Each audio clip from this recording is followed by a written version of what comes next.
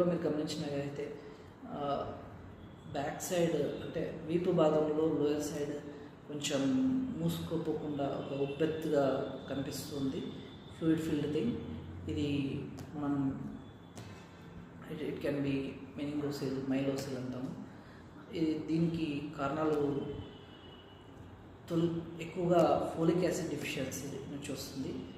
ఈ folic acid అనేది అంటే కన్సెప్షన్ ముందు తీసుకోవాలి, అంటే ప్రెగ్నెంట్ కాకముందే ఫోలిక్ యాసిడ్ తీసుకోవాల్సి ఉంటుంది. సో మ్యారేజ్ అయిన తర్వాత కానీ లేకపోతే మీరు ప్రెగ్నెన్సీ ప్లాన్ చేసుకునే కంటే ముందు మాత్రమే ఈ ఫోలిక్ యాసిడ్ ట్యాబ్లెట్ తీసుకోండి.